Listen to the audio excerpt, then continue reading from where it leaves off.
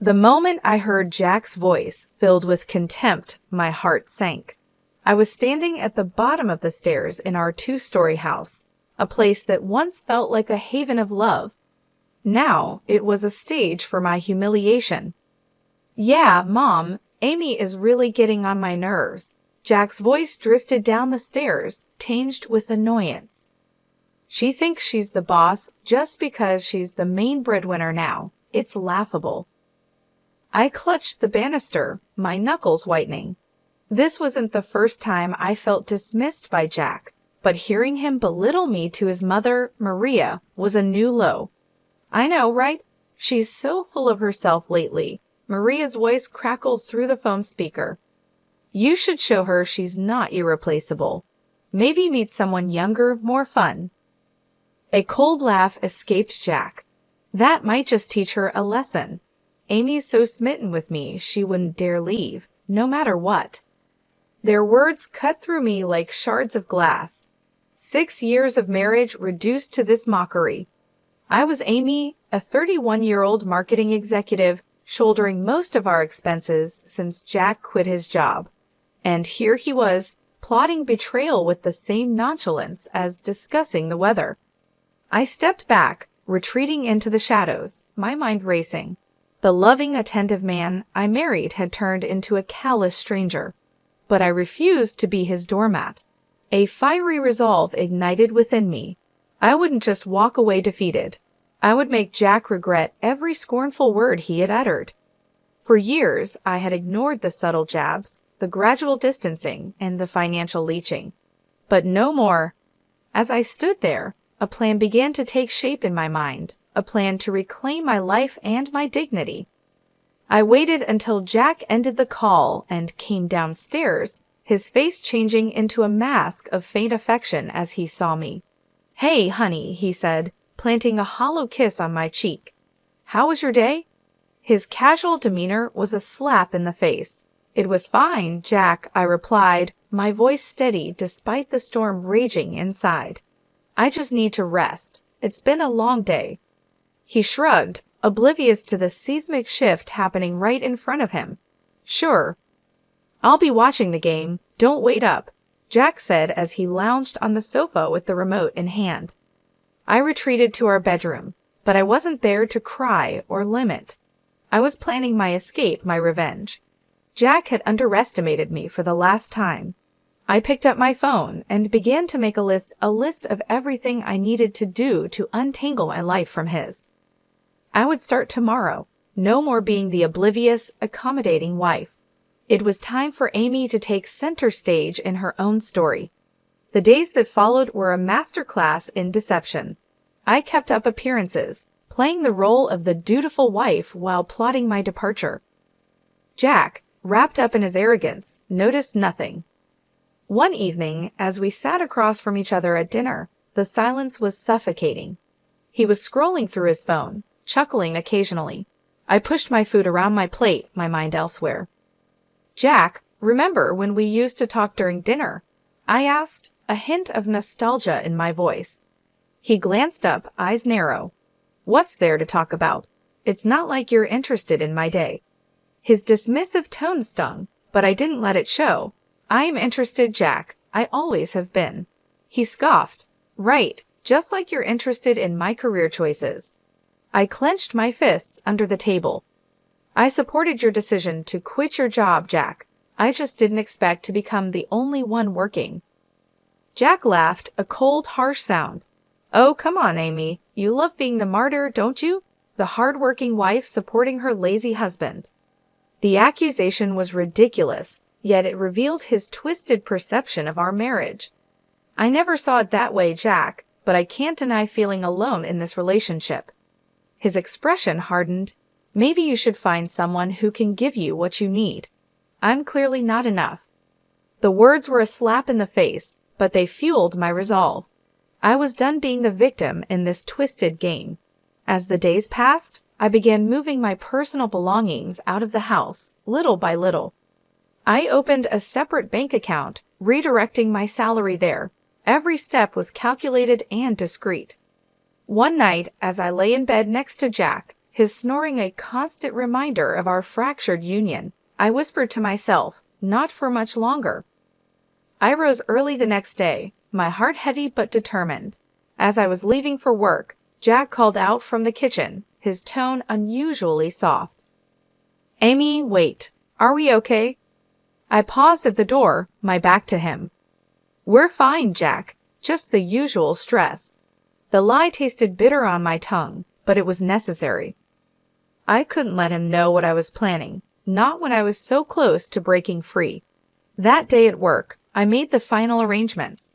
I contacted a realtor and asked about a small apartment in a quiet part of town, a fresh start, a clean slate. I came home that evening to find Jack sprawled on the sofa with a beer in hand. "You're late," he remarked, his tone accusatory. I shrugged off my coat, keeping my face neutral.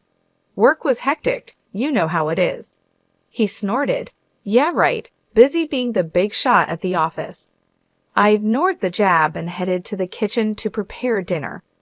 The mundane task was a welcome distraction from the turmoil within. As I chopped vegetables, my mind wandered to the life awaiting me, a life free from Jack's scorn and selfishness, where I was no longer invisible or insignificant. I served dinner, and we ate in silence. With each bite, I savored the fleeting moments of this facade. Soon it would crumble, and I would emerge from the rubble stronger and liberated. After dinner, as Jack lounged in front of the TV, I retreated to our bedroom. I lay on the bed, staring at the ceiling. The room, once filled with laughter and love, now felt like a prison, but not for much longer. My plan was in motion, and there was no turning back. The next chapter of my life was about to begin, and I was ready. The days turned into weeks, each passing moment bringing me closer to my freedom. My facade as the complacent wife was flawless, even as my plans to leave Jack grew more concrete. He, wrapped in his bubble of arrogance, suspected nothing. One Friday evening, I arrived home later than usual, exhausted from a demanding day at work. Jack was in the living room, absorbed in a video game, a stark contrast to my own weary state. "Jack, we need to talk," I said, my voice steady despite the fatigue. He paused his game, looking up with feigned concern. "What's up, Amy?" I took a deep breath, ready to confront him about the financial strain he had put on our marriage. "I saw the credit card statement today. There's a charge of over $10,000, Jack. What did you buy?" His face paled for a moment, then he shrugged nonchalantly. "Just some stuff I needed. It's not a big deal." "Not a big deal?" My voice rose in disbelief. "Jack, you used my credit card without asking, and for such an amount?" He rolled his eyes, dismissing my anger. "Come on, Amy. It's not like we can't afford it. Besides, I'm your husband. What's yours is mine, right?" The audacity of his words left me speechless. This wasn't just disrespect. It was outright theft. My patience, already hanging by a thread, snapped. "This is unacceptable, Jack," I exclaimed, my voice echoing through the room. "You can't just use my money without my consent. This is financial abuse." Jack stood up, his demeanor shifting from dismissive to aggressive. "Oh, so now I'm an abuser? Great. I can't even buy a few things without getting lectured. You're so controlling, Amy." His attempt to turn the tables on me was pathetic. Controlling? I'm trying to have a responsible conversation about our finances, which you seem to have no respect for. He scoffed, crossing his arms. "You know what, Amy? I don't need this. I'm going out." With that, he grabbed his jacket and stormed out, leaving me alone in the midst of our shattered illusion of a happy marriage. I sank onto the couch, my mind racing. This confrontation was the last straw. Jack's complete disregard for our financial stability, combined with his entitlement and lack of remorse, solidified my decision to leave. But it wasn't enough to just walk away. Jack needed to learn a lesson and understand the consequences of his actions. My plan for revenge began to take a more defined shape. Over the next few days, I acted as if nothing had happened while internally I was a whirlwind of activity. I documented all instances of Jack's financial irresponsibility, gathering evidence for the impending legal battle. Meanwhile, Jack continued his carefree routines, oblivious to the storm brewing. He returned to his lazy habits, occasionally throwing a snide comment my way. But I was no longer the Amy who took his insults lying down. With each passing day, my resolve grew stronger. I was ready to reclaim my life and teach Jack a lesson he would never forget. Weeks slipped by, and the facade of our marriage continued a thin veil over the growing chasm between Jack and me. My plans, however, were solidifying, each step meticulously calculated. It was a waiting game, a game I was determined to win. One lazy Sunday afternoon, Jack lounged on the couch, his attention fixed on a football match. I approached him with faint casualness, a rehearsed question on my lips. "Jack, have you thought about looking for a job? It might help with our finances," I suggested, keeping my tone light. He barely glanced away from the TV. "Why bother? You're earning enough for both of us. Besides, I enjoy my free time." His dismissive response stung, but it was no surprise. "Sure, but it's not just about money. It's about contributing, being a team." I pressed on, hoping to gauge his reaction. Jack snorted, his eyes still on the screen. "Team, Amy? Let's not kid ourselves. You like being in charge, and I like things as they are. Why change a winning formula?" His words were a bitter reminder of how little he respected our partnership. I hid my frustration, nodding as if I agreed. "You're right, Jack. Why change anything?" As he immersed himself back into the game, I turned away, hiding the cold resolve in my eyes. It was clear now Jack would never change, never be the partner I needed. The following days were a blur of silent preparations. I met with a lawyer in secret, discussing the possibilities of divorce and financial separation. I documented every instance of Jack's financial irresponsibility, his neglect, and his emotional abuse. Meanwhile, Jack continued his life, unaware of the storm brewing. He spent his days in idle leisure, occasionally throwing a barbed comment my way, believing I was too weak to fight back. But I was no longer that person. Each of his jabs only strengthened my resolve. The Amy he thought he knew was about to shatter his complacency. One evening, as we sat at dinner, Jack's phone buzzed incessantly. He glanced at the screen, a smirk spreading across his face. "Something funny?" I asked, my curiosity piqued despite myself. "Just a friend from the gym. We're planning a night out this weekend," he replied, his tone dismissive. I nodded, feigning indifference. "Sounds fun. Enjoy yourself." Little did he know, that weekend would be my chance. While he was out living his carefree life, I would execute my plan. The day arrived, and I watched as Jack left, dressed up and full of anticipation for his night out. As soon as the door closed behind him, I sprang into action. I had already packed my essentials, things he wouldn't notice were missing. I called the movers I had secretly hired, confirming the time for the next day. My new apartment was ready, a sanctuary from the life I was about to leave behind. That night, I lay in our bed for the last time, my mind racing with the events to come. I felt a mix of fear, excitement, and relief. This was the beginning of my new life, a life free from Jack's shadow. Tomorrow, I would confront him with my decision. But tonight, I savored the last moments of this chapter, ready for the dawn of a new beginning. I enjoyed the quiet before the storm, the last moments of an old life about to be left behind. The morning was bright and clear, a stark contrast to the turmoil inside me. Today was the day I would finally break free from Jack's manipulative grasp. My heart pounded with a mix of dread and determination as I prepared for the confrontation. Jack stumbled in late that morning, reeking of alcohol and arrogance. He flopped onto the sofa without a greeting. I steeled myself and walked into the living room. "Jack, we need to talk," I said firmly, my voice cutting through the silence. He squinted at me, clearly hungover. "What now, Amy? Can it wait? I'm exhausted."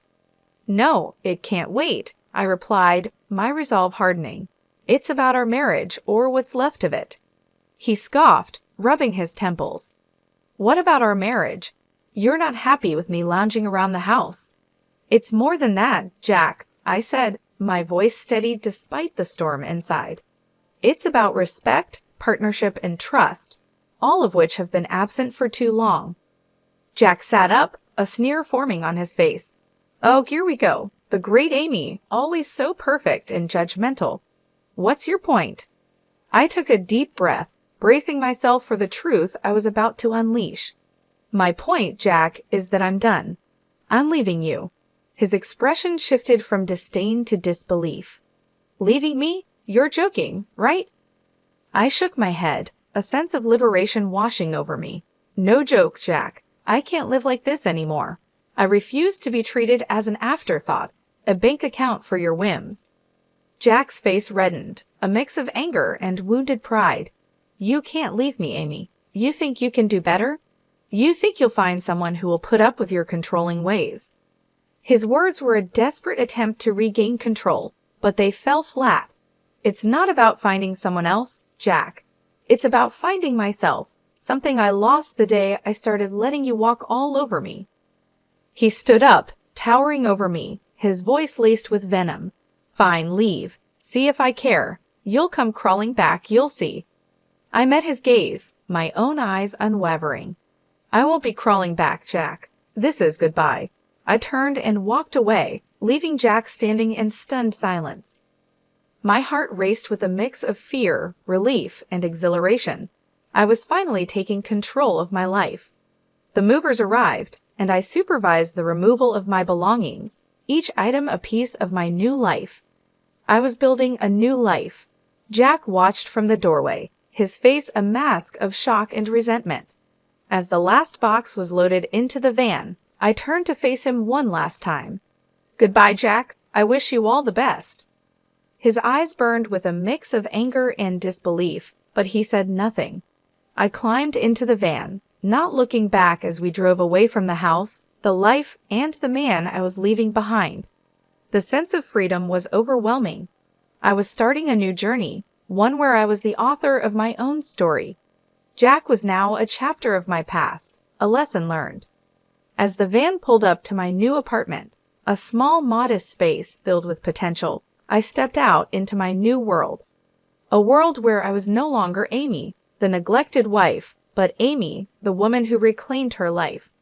Settling into my new apartment felt like taking a deep breath after being submerged underwater for too long.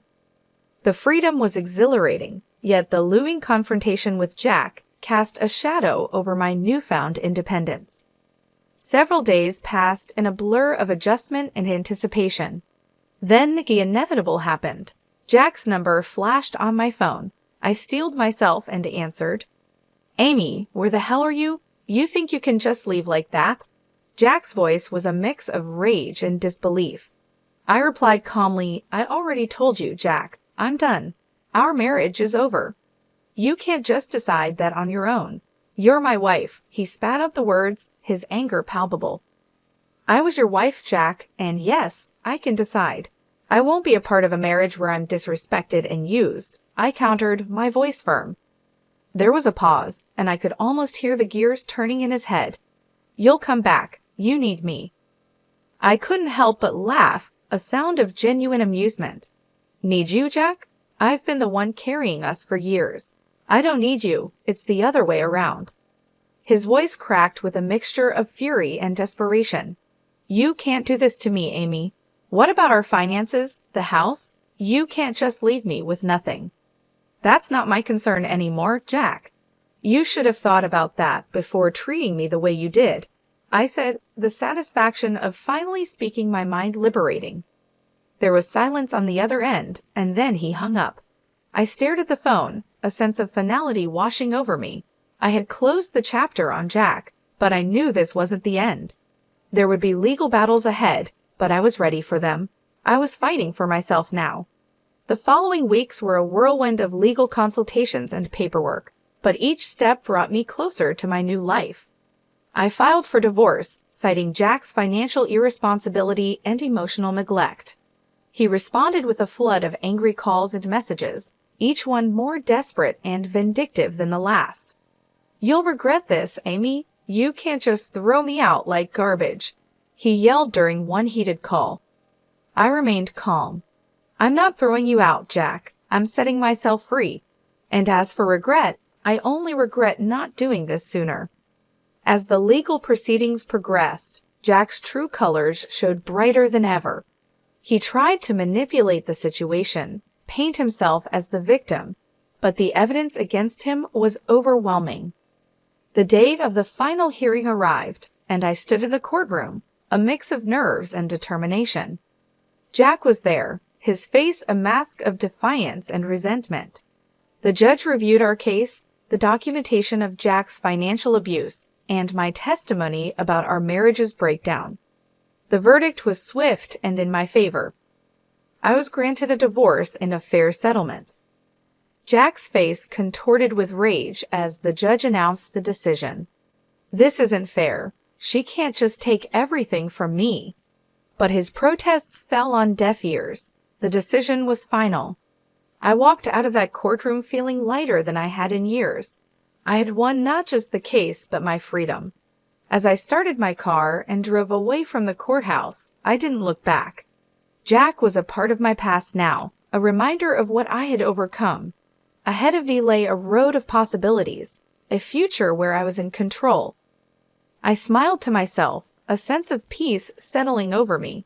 The battle was over, and I had emerged victorious. It was time to start living my life on my own terms. The days following the divorce were a mix of relief and rebuilding. I, Amy, had stood up for myself in a way I never thought possible. Yet the echoes of my broken marriage with Jack lingered, a reminder of the battles I had fought.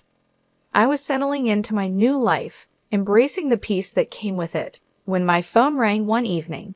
The screen flashed Jack's name, a ghost from the past I thought I had left behind. Reluctantly, I answered. "Jack, why are you calling?" His voice came through, laced with bitterness. "You think you can just take everything from me and walk away, Amy? You've ruined my life." I took a deep breath, keeping my composure. "Jack, the court made its decision. It's time for both of us to move on." He scoffed. "Move on? How can I move on when you've left me with nothing? I'm struggling to make ends meet because of you." The accusation was absurd, yet it didn't surprise me. "You're responsible for your own situation, Jack. I simply stopped enabling your behavior." His voice rose, filled with desperation and anger. "You owe me, Amy. After everything I did for you, you owe me." I felt a twinge of anger, but kept it in check. "You did nothing but take me for granted, Jack. I don't owe you anything." There was a pause. Then his voice came through quieter but still venomous. "You'll pay for this, Amy. You haven't seen the last of me." I ended the call, a sense of unease settling over me. Jack's threats were likely empty, but they reminded me of the man I had once loved, now a stranger consumed by bitterness. Weeks passed, and I threw myself into my work, finding comfort in the routine. My colleagues noticed the change in me, the newfound confidence and determination. I was promoted, a recognition of my hard work and resilience. But as I climbed the corporate ladder, Jack's shadow loomed. He started a smear campaign, spreading lies and rumors about me to our mutual acquaintances. I heard whispers of his accusations, painting me as the heartless ex-wife who had stripped him of everything. I confronted these challenges head-on, refusing to let Jack's pettiness derail my progress. I had fought too hard to reclaim my life, to let his bitterness taint it. One afternoon, I received a call from a mutual friend, hesitantly relaying a message from Jack.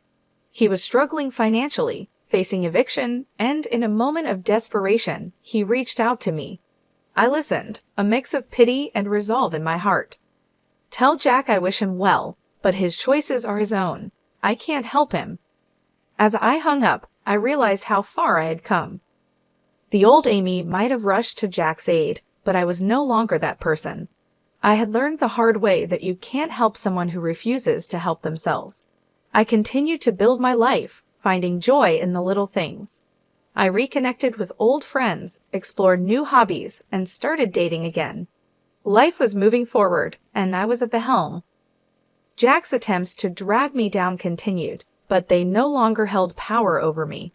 I had risen from the ashes of our marriage stronger and more determined than ever. As I sat in my apartment one evening, reflecting on my journey, I felt a sense of peace. I had faced my demons, fought my battles, and emerged victorious. The future was bright, and for the first time in a long time, I was truly happy. I was genuinely excited for what lay ahead. Life had found a new rhythm, and mine was no different. The scars of my past with Jack were still there, but they no longer defined me. I was Amy, reborn from the ashes of the life I had left behind. My promotion at work brought new challenges and opportunities. I thrived in the environment, my confidence growing with each successful project. My social life also took a positive turn. I met new people, some of whom became close friends and even started dating again. Life was good, but the shadow of Jack still lingered at the edge of my newfound happiness. One evening, while having dinner with a friend, my phone buzzed. It was a message from a number I didn't recognize. Hesitantly, I opened it. It was from Jack. "Amy, I need your help. Please." The words were simple, but carried the weight of our shared history. I showed the message to my friend, who looked at me with concern. "You don't owe him anything, Amy. Remember that." I knew she was right. I had moved on, but it seemed Jack was still stuck in the past. I didn't reply to the message. Instead, I blocked the number and tried to focus on the present. The next day, I heard the news. Jack had hit rock bottom. He had lost his home, his friends, and was struggling to find work. Part of me felt pity for him, but another part knew this was the result of his own actions. I continued with my life, the memory of Jack fading into the background. My days were filled with work, friends, and the occasional date. Life was moving forward, and I was content. 2 weeks later, I bumped into a mutual acquaintance who had kept in touch with Jack. "He's not doing well, Amy," she said, her expression somber. "He's lost everything. He's even talking about leaving town." I listened, feeling a strange mix of emotions. Jack had been a significant part of my life, but he had also been the source of much pain. His downfall was his own doing, a result of his choices and actions. "He made his bed," I replied, trying to keep my voice neutral. "I hope he finds what he's looking for." As I walked away, I realized that Jack's downfall was his own karma. He had chosen his path, and now he was facing the consequences. It was a harsh reality, but it was not mine to bear. Months passed, and life continued. I heard bits and pieces about Jack's situation now and then, but they no longer affected me. I had moved on, building a life that was mine and mine alone. One day, as I sat in my office looking out at the city's skyline, I reflected on my journey. I had faced hard times, fought for my dignity, and emerged stronger. I had learned to stand up for myself, to demand respect, and to walk away from negativity. I had also learned to forgive, not for the sake of those who had wronged me, but for my own peace. Holding on to anger and resentment only weighed me down. I had let go, and in doing so, I had found freedom. As the sun set, casting a warm glow over the city, I smiled. I was happy, truly happy. My past with Jack was just that, the past. Ahead of me lay a future full of possibilities, a future I was ready to embrace.